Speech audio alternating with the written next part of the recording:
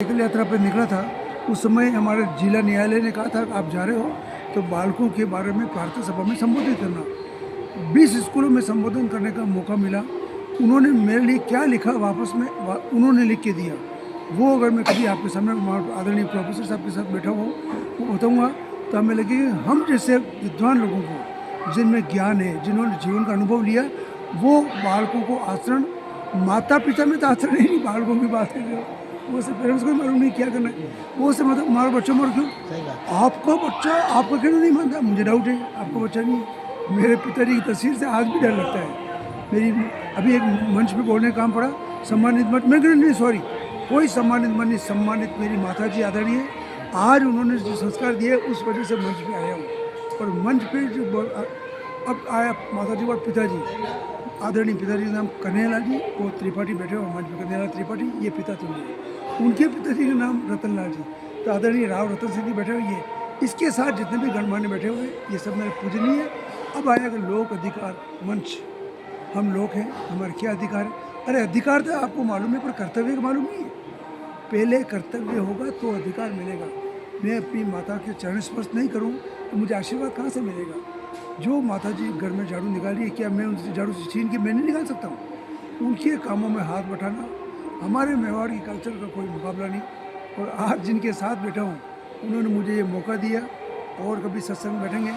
मैं 2 महीने से जब से इस मंदिर में आया हूँ, दूसरे मंदिर सब छूट गए, क्योंकि यहाँ का एक वातावरण इतना सुंदर और स्वस्थ है। यहाँ का पहनावा देखिए, और दूसरे मंदिर में मैं माँ जी के मंदिर का कट्टर भक्त हूँ, वहाँ पर सबसे पहले अर्धनग्न व्यवस्था जो हो रही है हमारी माँ बहन की, उस पर प्रतिबंध लगाऊंगा। मैंने देवस्थान को लिख के दिया था, उनका हम आदेश जारी नहीं कर सकते, आप भक्तगण आवाज़ उठाओगे हम साथ हो जाएंगे। एकलिंग जी को इसलिए मैं मेवाड़ को मानता हूँ, एकलिंग जी का ट्रस्ट बना हुआ है, या तो एकलिंग जी का मंदिर या सिन्हा जी का मंदिर, और 2 ही तो मंदिर है। जगदीश मंदिर है, हर कोई आ रहा है जा रहा है, कैसे कपड़ों में आ रहा है, क्या कर रहा है क्या नहीं कर रहा है, गले में हाथ डाल के चल रहे हैं, ये हमारी कल्चर है नहीं। हम शिक्षित हैं, सभ्य हैं, सभ्य नागरिक हैं, तो हमारे कर्तव्य अधिकारों पर अच्छा काम करना चाहिए। बहुत अच्छा बोला आपने भाई सभ्यता के बारे में भाई।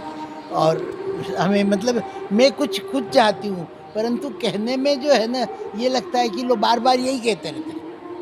मतलब हकीकत जो है ना हमें समाज को बदलना है, समाज को बदलना तो पहले हम बदले हुए। मतलब फैशन को वापस से पुनर्जीवित करना है। अगर आप जंगल में व्यक्ति छाल ढांकता था हाँ। उस समय, आज हम अपने प्रदर्शित कर रहे, क्या करना चाहते हो, सही बात, क्या ऑफर दे रहे हो आप हमें। अंगूठे देखने की फीस थी, अंगूठे शादी के बाद पहले अंगूठे देखे तो फीस, गलो देखे तो चेन, ये कोई मजाक नहीं थी, वो तोल मोल नहीं था, केवल प्रस्तुतिकरण हुआ।